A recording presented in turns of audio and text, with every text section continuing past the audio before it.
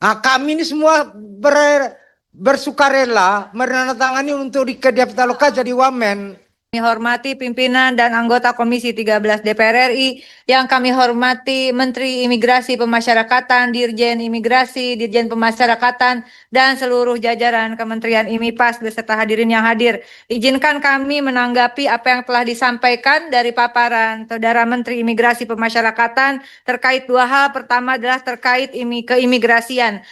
Catatan pentingnya adalah dengan temuan ketika kita riset kunjungan ke beberapa daerah termasuk dengan pimpinan, tentu saja kami menengarai bahwa PNBP naik, tapi apakah kedaulatan negara ikut menguat? Karena ini pertanyaan mendasar yang menancap di pikiran saya dari Ketua Komisi 13. Persoalan imigrasi ini terkait dengan kedaulatan negara. Dari paparan yang disampaikan, kinerja Direktorat Jenderal Imigrasi 2025 patut diapresiasi. PNBP mencapai 10,4 triliun atau 155 sampai 160% naik dari target. Ini tertinggi sepanjang sejarah. Sepanjang tahun 2025, imigrasi juga melayani jutaan paspor, visa, izin tinggal, serta memeriksa lebih dari 53 juta perlintasan orang.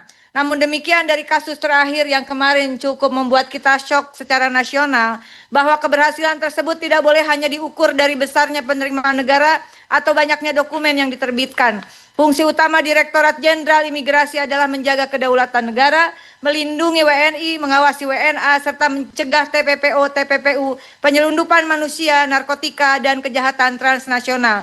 Data yang disampaikan menunjukkan masih terdapat ribuan tindakan administratif keimigrasian, ratusan perkara pidana keimigrasian, serta ribuan korban TPPO yang dipulangkan. Hal ini menunjukkan bahwa tantangan terbesar justru berada pada pengawasan pasca penerbitan dokumen, bukan semata pelayanan administrasi.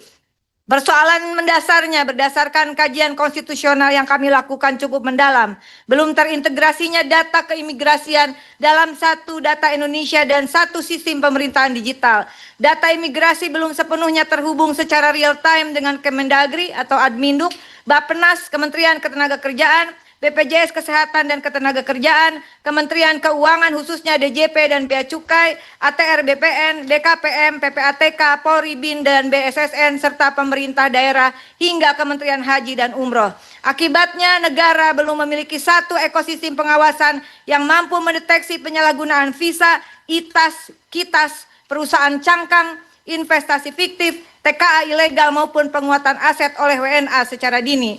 Karena itu izin kami merekomendasikan terkait keimigrasian. Pertama, Direktorat Jenderal Imigrasi wajib memperkuat fungsi pengawasan berbasis analisis risiko dan interoperabilitas atau bagi pakai data, bukan hanya meningkatkan volume pelayanan dan PNBP. Kedua, mendesak Inspektorat Jenderal melakukan audit forensik digital terhadap tata kelola visa, izin tinggal, sponsor, golden visa, dan sistem OSS yang berisiko tinggi, termasuk adanya indikasi vendor lock dalam pengadaan ekosistem digital di keimigrasian.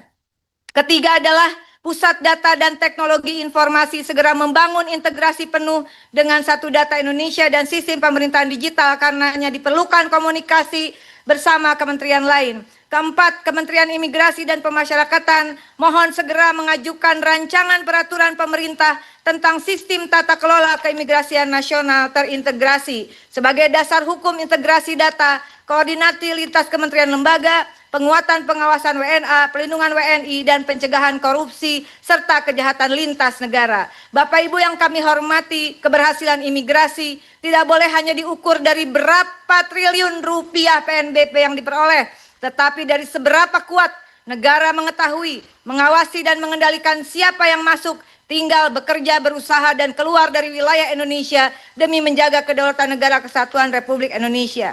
Yang kedua, terkait ke permasyarakatan.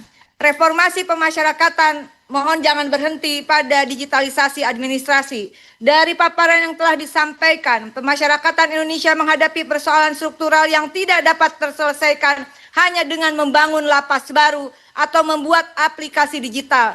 Per 14 Juli 2026 seperti disampaikan oleh Dirjen Pemasyarakatan, jumlah penghuni mencapai 276.009 orang dengan kapasitas hanya 153-147 orang, artinya ada overcrowding sebesar 80,22%. Sementara 148.568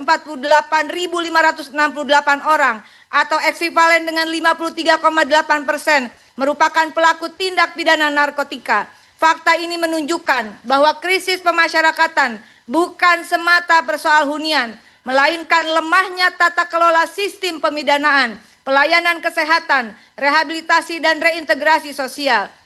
Saya mengapresiasi pengembangan sistem database pemasyarakatan, namun SDP, mohon maaf, ini saya menilai masih dominan sebagai sistem administrasi dan pertukaran data.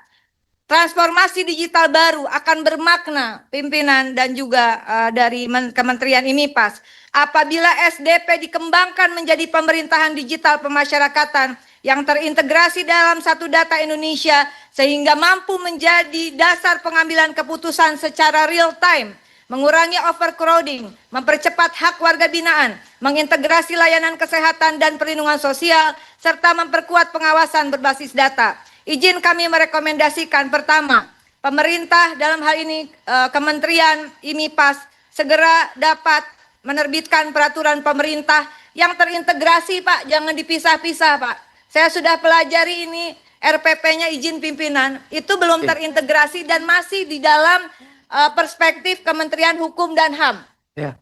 Nah, saya mendorong agar arsitektur reformasi yaitu PP tentang tata cara pelaksanaan pidana dan tindakan, PP tentang penyelenggaraan fungsi pemasyarakatan kerjasama peran serta masyarakat, serta PP tentang hak dan kewajiban tahanan anak dan warga binaan. Ketiganya harus terintegrasi dalam implementasi KUHP, KUHAP, dan Undang-Undang Nomor 22 Tahun 2022 tentang pemasyarakatan.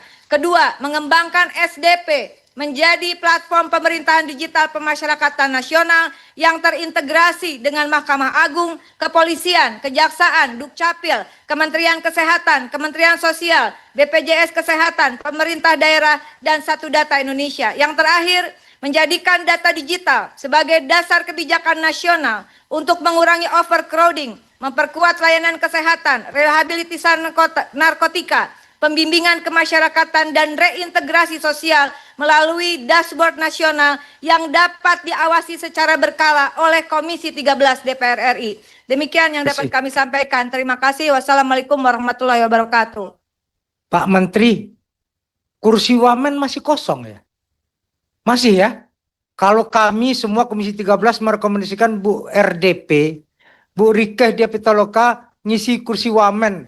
Udah paling top markotop lah. Setuju nggak? Hah? Ya.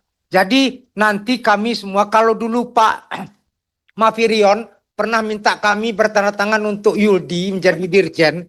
Nah, kami ini semua bersukarela menandatangani untuk Rike Diah Pitaloka jadi wamen. Ya, masalah mau nggak mau itu masalah yang lain.